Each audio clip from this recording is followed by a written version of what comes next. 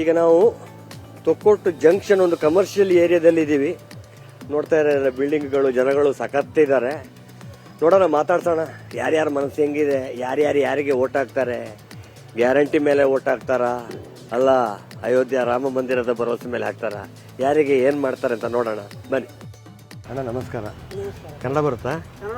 ಎಂತ ಹೆಸರು? ಯಾವ ಊರು? ಇದೇ ಊರು. ಹೌದಾ? ಎಂತ ಹೆಸರು?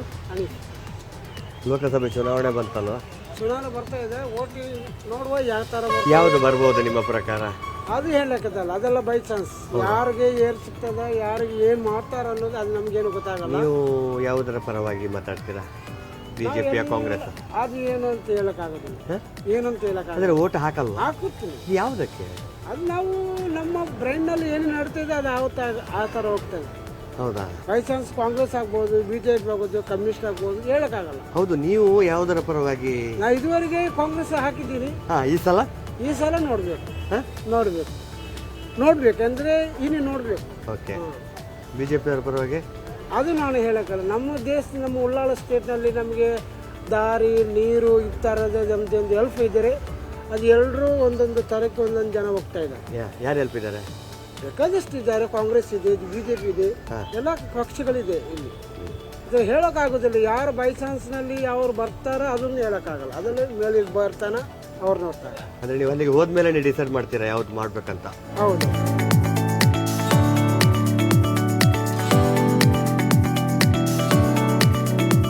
ಎರಡೇ ಮಾತು. ಅಯ್ಯೋ ಬನ್ನಿ, ಇಷ್ಟು ನಾಚಿಕೆ ಮಾಡಿದ್ರೆ ಹೆಂಗೆ? ಲೋಕಸಭೆ ಚುನಾವಣೆ ಬಂತಲ್ವಾ? ಯಾವುದಕ್ಕೆ ಓಟ್ ಹಾಕ್ತೀರಾ? ಯಾವುದರ ಪರವಾಗಿದ್ದೀರಾ ನೀವು? ಒಂದೆರಡು ಮಾತು ನಿಮ್ಮ ಅಭಿಪ್ರಾಯ. ಮಾತಾಡಲಿಕ್ಕೆ ಬರೋದಿಲ್ಲ ಅಂದರೆ ಓಟ್ ಹಾಕೋದಿಲ್ವಾ? ಯಾವುದಕ್ಕೆ ಹಾಕ್ತೀರಾ? ನೋಡ್ಬೇಕು ಯಾವುದಕ್ಕೆ. ಹೋದ ಸಲ ಯಾವುದಕ್ಕೆ ಹಾಕಿದ್ದೀರಾ? ಹೋದ ಸಲ ಬಿಜೆಪಿ. ಈ ಸಲ ನೋಡ್ಬೇಕು ಯಾವುದಕ್ಕೆ ಅಲ್ಲ, ಅಂದರೆ ಬಂದ ಮೇಲೆ ನೋಡೋದಲ್ಲ, ಈಗಲೇ ಯೋಚನೆ ಮಾಡೋದು ಯಾವುದ್ರ ಬಗ್ಗೆ ಅಂತ? ಇನ್ನು ಇದೆ ಅಲ್ಲ, ಒಂದು ತಿಂಗಳ ಮಟ್ಟ, ಆವಾಗ ನೋಡೋಣ ಅಂತ ಯಾವುದಕ್ಕೆ. ಮನೆಯಲ್ಲಿ ಭಾಗ್ಯ ಬರ್ತಾ ಇದೆಯಾ? ಭಾಗ್ಯ 2,000 ರೂಪಾಯಿ. 2,000 ಈಗ ಈ ತಿಂಗಳದ್ದು ಬರಲಿಲ್ಲ. ಹೋದ ತಿಂಗಳದ್ದು ಈ ತಿಂಗಳದ್ದು ಬರಲಿಲ್ಲ. ಅಕ್ಕಿ ಭಾಗ್ಯ, ಮನೆಯಲ್ಲಿ ಎಲ್ಲ ಬಸ್ಸಿನ ವ್ಯವಸ್ಥೆ ಅಂದಾಗ ಈ ಸಲ ಓಟು ಯಾವುದಕ್ಕೆ? ನನ್ನಲ್ಲಿ ಬಸ್ಸಿನ ಭಾಗ್ಯ ಅಂದರೆ ಬಸ್ಸಲ್ಲಿ ಹೋಗುವವರು ಯಾರಿಗೆ? ಮನೆಯವರು ಹೋಗ್ತಾರಲ್ವಾ? ಇಲ್ಲ, ಮನೆಯಲ್ಲಿ ಯಾರು. ಅದೇ ಈ ಸಲ ನಾವು ಅದ್ರ ಯೋಚನೆ ಮಾಡಿ ಹೋಗ್ಬೇಕಲ್ವಾ ಹೇಗೆ ಅಂತೇಳಿ. ಬಿಜೆಪಿಯ ಕಾಂಗ್ರೆಸ್? ಕಾಂಗ್ರೆಸ್ಗೆ ಕಾಂಗ್ರೆಸ್ಸಿಗೆ ಹಾಕುವ ಅಂತೇಳಿ. ಈ ಬಾರಿ ನಮ್ಮ ದಕ್ಷಿಣ ಕನ್ನಡ ಜಿಲ್ಲೆಯಲ್ಲಿ ಕಾಂಗ್ರೆಸ್ ಯಾರಿದ್ದಾರೆ ಅಭ್ಯರ್ಥಿ ಗೊತ್ತುಂಟಾ? ಬಿಜೆಪಿಯ ಪರವಾಗಿ ಬ್ರಿಜೇಶ್ ಚೌಟ್ರು, ನಮ್ಮ ಪದ್ಮರಾಜ್ ಅವರು ಕಾಂಗ್ರೆಸ್ ಪರವಾಗಿ, ಅವರನ್ನೇ ಗೆಲ್ಲಿಸ್ಬೇಕಂತೇಳಿ ಪಕ್ಕ.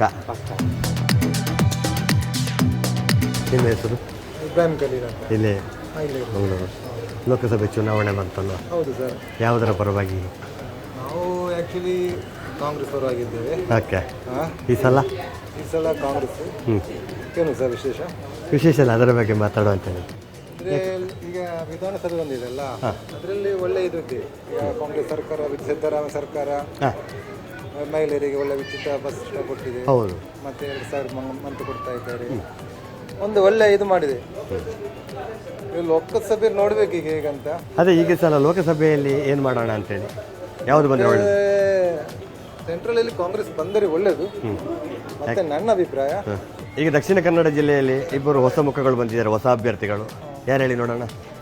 ಪದ್ಮರಾಜ್, ಬ್ರಿಜೇಶ್ ಚೌಟ ಅವರು. ಅವ್ರ ಬಗ್ಗೆ ಏನು ಅಭಿಪ್ರಾಯ? ನನಗೆ ಅವರ ಪರಿಚಯ ಇಲ್ಲ. ಅವರು ಅಂದರೆ ಕಾಂಗ್ರೆಸ್ ಪರವಾಗಿ ನಾವಲ್ಲಿ ಆ ಕಡೆಯವರಲ್ಲ.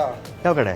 ಇಲ್ಲಿ ಮ್ಯಾಂಗ್ಳೂರು ಕಡೆಯವರು. ಅಷ್ಟು ಪರವಾಗಿ ಇದ್ದಿಲ್ಲ ನನಗೆ, ಅಭಿಪ್ರಾಯ ಇಲ್ಲ. ಮುಂಚೆ ಮಲ್ಲಿಗೆ ಅವರು ಇದ್ದರು, ಜಾನಾಥ ಪೂಜಾರಿ ಇದ್ದರು. ಅವ್ರದ್ದು ಶಿಷ್ಯ ಅಲ್ವಾ ಇವರು ಪದ್ಮರಾಜ್ ಅವರು? ಇಲ್ಲ, ನನಗೆ ಅಷ್ಟೊಂದು ಅಭಿಪ್ರಾಯ ಇಲ್ಲ ಸರ್ ಕಾಂಗ್ರೆಸ್ ಪರವಾಗಿ. ನಾನಲ್ಲ ಅದಲ್ಲ, ಅವರೇ ಬರ್ತಾರೆ. ಇವರದ್ದು ಹೊಸ ಮುಖ ಅಲ್ಲ, ನೋಡ್ಬೇಕು ಫ್ಯೂಚರಲ್ಲಿ ಹೇಗೆ ಮಾಡ್ತಾರೆ ಅಂತ.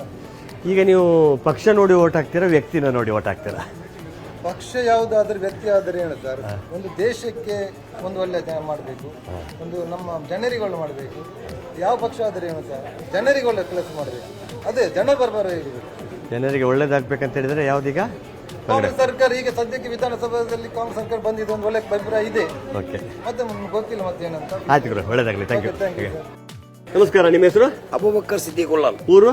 ಊರು ಉಳ್ಳಾಲ ಮೇಲಂಗಡಿ. ಮತ್ತೆ ಹೇಗೆ ಆರೋಗ್ಯವಾ? ಆರೋಗ್ಯ. ಅಂಗಡಿಯಲ್ಲಿ ವ್ಯಾಪಾರ ಚೆನ್ನಾಗಿದೆಯಾ? ಚೆನ್ನಾಗಿದೆ. ಶೆಕೆ ಆಗ್ತಾ ಇಲ್ಲ. ಲೋಕಸಭೆ ಚುನಾವಣೆ ಬಂತಲ್ವಾ? ಹೌದು ಹ? ಹೌದು.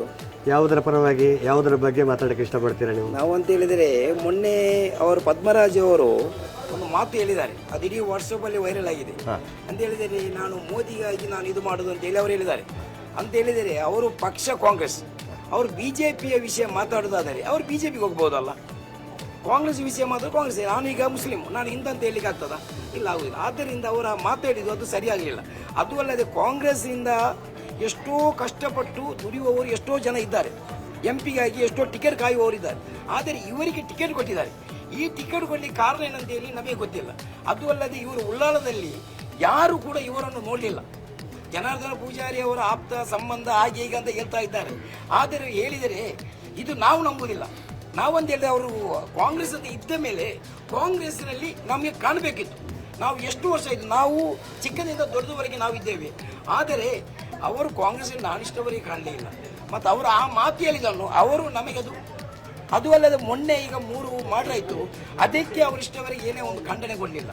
ಅದು ಅಲ್ಲದೆ ಕಾಂಗ್ರೆಸ್ಸಲ್ಲಿ ನಮ್ಮ ಯುಟಿ ಖಾದರ್ ಸರ್ ಅವರು ಅಲ್ಲಿ ಬಂದಿದ್ದಾರೆ. ಅಲ್ಲಿ ಬಂದು ಅವರಿಗೆಲ್ಲ ಸಾಂತ್ವನ ಹೇಳಿದ್ದಾರೆ, ಅದಕ್ಕೆ ಏನು ಬೇಕು ಅದು ವ್ಯವಸ್ಥೆ ಮಾಡ್ತೇನೆ ಅಂತ ಹೇಳಿದ್ದಾರೆ. ಅದಕ್ಕೆಲ್ಲ ವ್ಯವಸ್ಥೆ ಎಲ್ಲ ಮಾಡಿದ್ದಾರೆ. ಕೆಲವರು ಒಳ್ಳೆ ಒಳ್ಳೆ ಜನ ಎಲ್ಲ ಬಂದು ಅಲ್ಲೆಲ್ಲ ಮಾತಾಡಿದ್ದಾರೆ. ಅದಕ್ಕೆ ನಾನು ಅವರಿಗೆ ನನ್ನ ಹೃದಯದಿಂದ ಅವರಿಗೆ ಥ್ಯಾಂಕ್ ಯು ಹೇಳ್ತಾ ಇದ್ದೇನೆ ಎಲ್ಲರಿಗೂ. ಯುಟಿ ಖಾದರ್ ಸರ್ ಅವರಿಗೆ, ಯುಟಿ ಖಾದರ್ ಸರ್ ಅವರು ಬೇಕಾದ ಕೆಲಸ ಮಾಡಿ, ಅವರು ಹಿಂದೂ ಮುಸ್ಲಿಂ ಕ್ರಿಶ್ಚಿಯನ್ ಅಂತ ಹೇಳಿ ಏನು ಭೇದ ಭಾವ ಇಲ್ಲದೆ ಹೇಗೆ ಹೋಗ್ತಾ ಇದ್ದಾರೆ ಅದೇ ತರ ಇವರು ಬೇಕು ಅಂತ ಹೇಳಿ ಹೇಳುತ್ತಾರೆ.